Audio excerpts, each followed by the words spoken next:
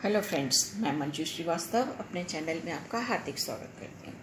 Friends, आपको आज मैं एक ऐसे मैजिकल कंटेंट के बारे में बताने वाली हूँ जो हम सबके किचन में हमेशा अवेलेबल रहता है और इससे ऑलमोस्ट सभी तरह के पेस्ट और फंगीसाइड का काम करता है ये, और सभी तरह के जो कीड़े और फंगस लगती है उन सबको ख़त्म कर देता है, जैसे कि मेलीबग, पाउडरी माइल्ड्यू, स्नेल्स, स्लग और स्पाइडर माइट्स, सभी तरह की माइट्स और लीफ माइनर वगैरह जो होते हैं उनको, और मिट्टी में जो वर्म्स होते हैं उनको सबको क्लीन कर देता है। तो फ्रेंड्स, हम बेकिंग सोडा के बारे में बात कर रहे हैं। यहाँ थोड़ा सा आप क्लियर हो जाइए कि बेकिंग सोडा के बारे में बात कर रहे हैं हम सोडियम बाइकार्बोनेट, ठीक है ना। हम वॉशिंग सोडे के बारे में बात कर रहे हैं, ना हम बेकिंग पाउडर के बारे में बात कर रहे हैं जो कि केक वगैरह बनाने के काम में आता है। बेकिंग सोडा जो है 100% बायोडिग्रेडेबल है, नॉन टॉक्सिक है, इनएक्सपेंसिव है, क्योंकि हमेशा हमारी किचन में होता ही है और इसकी ज़्यादा हमको खोजबीन नहीं करना पड़ती, और गार्डनिंग में ये बहुत ज़्यादा उपयोगी है। अभी जैसे कि टाइम चल रहा है वायरस का, तो मार्केट वगैरह बंद है, लॉकडाउन है, तो ये आपके किचन में हमेशा मिलेगा बेकिंग सोडा, ठीक है। तो आज हम इसी के बारे में बात कर रहे हैं कि हमारे प्लांट्स के लिए कितना ज़्यादा ज़रूरी है और इससे किन किन चीज़ों से हम बचा सकते हैं। तो सबसे पहले पेस्ट एंड फंजीसाइड, ये सारे तरह के ऑलमोस्ट सभी तरह के पेस्ट को कंट्रोल करता है, ख़त्म कर देता है, जैसे कि मेलीबग है, स्पाइडर माइट्स सब तरह की, और वो पाउडरी माइल्ड्यू जो वाइट पाउडर सा हो जाता है ना प्लांट्स पे, वो लीफ माइनर जो प्लांट पे ऐसी लाइनें बन जाती हैं उनको ख़त्म करता है। मिट्टी में जो वर्म्स हो जाते हैं, कई बार स्नेल्स हो गए, स्लग्स हो गए, तो उन सबको ख़त्म कर देता है ना।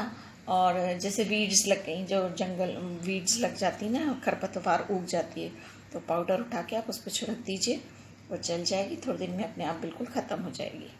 तो फ्रेंड्स, ये पॉइंट नंबर 1 था। इसी तरह से मैं आपको करीब इसके 11 उपयोग बताऊंगी, और वीडियो में मेरे संग लास्ट तक बने रहिएगा, स्किप करके मत देखिएगा, क्योंकि इसमें बहुत सारी इंटरेस्टिंग चीज़ें आने वाली हैं जो आपके प्लांट्स हेल्प करेंगी उसमें अपने प्लांट्स को ग्रीनरी मेंटेन करने में और उनकी खुशहाली बढ़ाने में। तो पेस्टिसाइड्स के या फंगीसाइड के रूप में उपयोग करने के लिए इसका हमको जो सॉल्यूशन हम बनाएंगे, उसमें 1 लीटर पानी लेंगे, इसमें 1 चम्मच हम डालेंगे बेकिंग सोडा,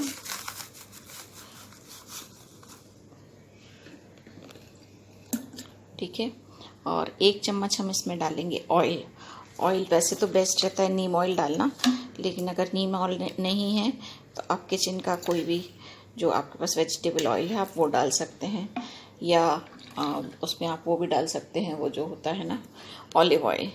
और 1 चम्मच इसमें हम डालेंगे लिक्विड सोप, है ना, जो भी हमारे संग सॉफ्ट था, लिक्विड सोप हो, नहीं तो शैम्पू भी डाल सकते हैं।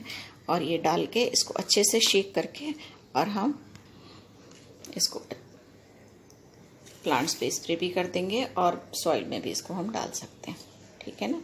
अगर मिट्टी में कोई प्रॉब्लम है तो मिट्टी में भी डाल सकते हैं, और प्लांट्स के खूब अच्छे कर सकते हैं, तो इनकी क्लीनिंग भी हो जाएगी और इसमें फोटोसिंथेसिस बहुत अच्छा होने लगेगा। और ये वाला सोल्यूशन हर प्लांट्स में डाल सकते हैं, फल वालों में भी, सब्जियों में भी, और फूल वालों में भी। फूल वालों में भी बहुत अच्छा रहता है, और सब्जियों का तो ये बहुत ज़्यादा फ़ायदा करता है। नंबर 2 जो होता है सब्जियों में, जैसे बंद गोभी लगाते हैं हम या ब्रोकली लगाते हैं, ग्रीन वाली गोभी, तो उसमें अक्सर उस पर कीड़े लग जाते हैं, तो उस पर भी हमें यही है कि इस पर स्प्रे कर दें। लेकिन ये है कि इसका सॉल्यूशन अलग बनेगा, इसमें 50% बेकिंग सोडा होगा और 50% हम इसमें मिलाएंगे आटा जो हमारा रोटी बनाने वाला आता है, वो दोनों चीज़ें बराबर बराबर मिला के और सब पे ऐसे वो रख देंगे, तो वो कीड़े जब जो उन पे बंद गोभी पे और ब्रोकली पे, गोभी पे जो कीड़े होते हैं वो उसको खाएंगे, और सारे 2-3 दिन में सारे ख़त्म हो जाएंगे। उसके बाद आप प्लांट को वॉश कर दीजिए। जो इंडोर प्लांट्स होते हैं, नंबर 3 जो इंडोर प्लांट्स होते हैं हम रखते हैं, उनको क्लीन करने के लिए अक्सर हम गीले कपड़े से साफ़ करते हैं, तो उसके लिए अच्छा रहता है कि अगर हम 1 लीटर पानी में 1 चम्मच बेकिंग सोडा मिला के उस कपड़े से हम ये प्लांट्स को साफ़ करेंगे बेकिंग सोडा मिले पानी से, तो पत्तियों की ये फोटोसिंथेसिस ज़्यादा अच्छी हो जाएगी, बिल्कुल क्लीन हो जाएंगी और ज़्यादा चमकदार हो जाएंगी, और फोटोसिंथेसिस अच्छे होने से इनकी सेहत अच्छी बढ़ जाएगी। जो भी हम फर्टिलाइज़र और पानी इनको देते हैं वो बहुत अच्छे से ये एब्जॉर्ब कर लेंगे अपने अंदर। इसके नंबर 4 पे आता है कि इससे हम अपने जो टूल्स हैं, जैसे खुरपी हो गई हमारी, कटर हो गया, सीजर हो गई, और कई बार हम स्क्रू ड्राइवर का भी यूज़ करते हैं, नाइफ हो गया, तो ये सब हम इससे बहुत अच्छे से क्लीन करते हैं। क्लीन करना किस लिए ज़रूरी है? क्योंकि जब हम एक पेड़ की कटिंग कर रहे होते हैं, गुड़ाई कर रहे होते हैं, हो सकता है उसमें कुछ इन्फेक्शन हो, और वही इन्फेक्शन जब हम दूसरे पेड़ को काट रहे होंगे तो वो उसमें लग सकता है। तो जब हम क्लीन करेंगे तो वो इन्फेक्शन वगैरह बिल्कुल क्लीन हो जाता है, बिल्कुल हट जाता है। तो इसकी सफाई के लिए जो हम सॉल्यूशन बनाएंगे वो होता है कि 1 चम्मच बेकिंग पाउडर, 1 चम्मच सोप, कोई भी डिटर्जेंट सोप, और 1 लीटर पानी उसमें मिला के, और आप इन सबको अच्छे से क्लीन कर लीजिए। तो आपके ये टूल्स क्लीन हो जाएंगे और अगले पेड़ में इन्फेक्शन होने का वो भी ख़त्म हो जाएगा। और जब आप काम ख़त्म करके रख रहे हैं तो भी आप इनको इनसे क्लीन करके रख सकते हैं। 5 में एक चीज़ आती है कि बहुत लोगों ने मुझे कहा कि जी हम जब कंपोस्ट बनाते हैं तो उसमें एक फाउल स्मेल सी आती है। तो ये बिल्कुल सही बात है।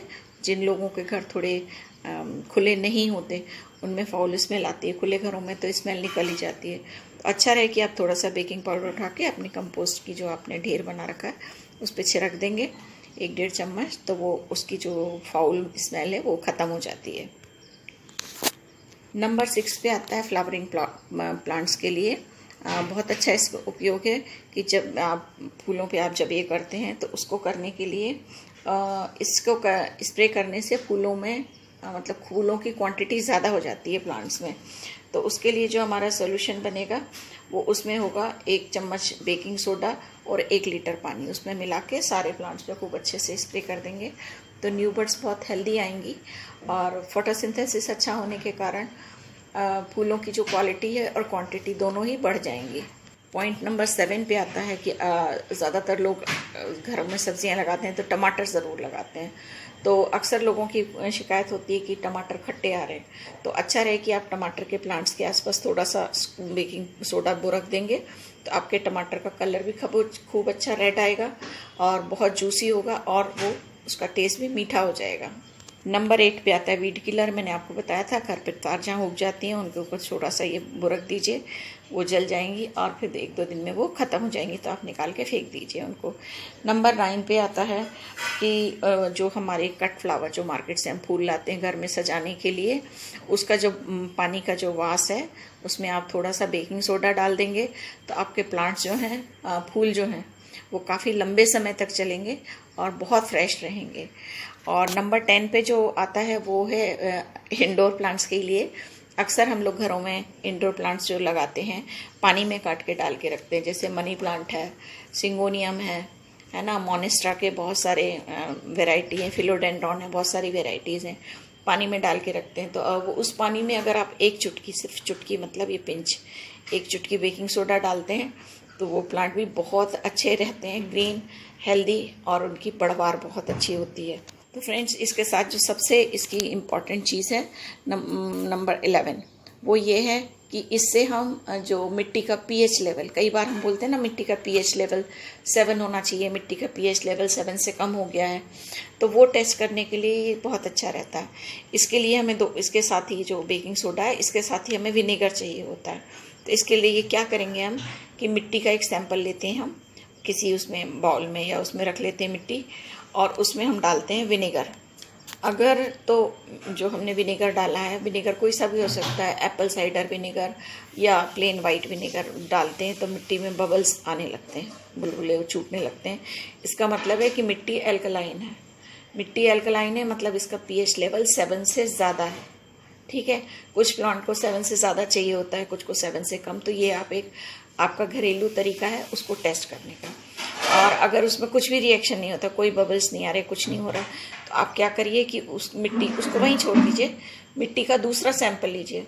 दूसरे सैंपल में आप क्या करेंगे, उसमें डालिए आधा कप पानी और उसमें डालिए आप बेकिंग सोडा, 1-1.5 चम्मच बेकिंग सोडा डालिए।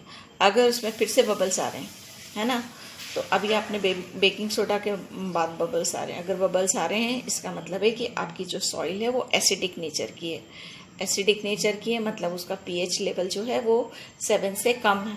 ठीक है, तो ये तो मैंने आपको घरेलू तरीका बताया। वैसे पीएच लेवल नापने के लिए ऑनलाइन या मार्केट में आपको उस पर पीएच के मीटर रीडर मिलते हैं, वो आप खरीद सकते हैं। तो फ्रेंड्स, आपने देखा कि बेकिंग सोडा के कितने ज़्यादा उपयोग हैं और ये हमारे कितने काम की चीज़ है। तो आई होप मेरा वीडियो आपको पसंद आया होगा, और अगले वीडियो में इसी तरह की नई जानकारी लेकर आपसे फिर मिलती हूँ। तब तक के लिए बाय बाय।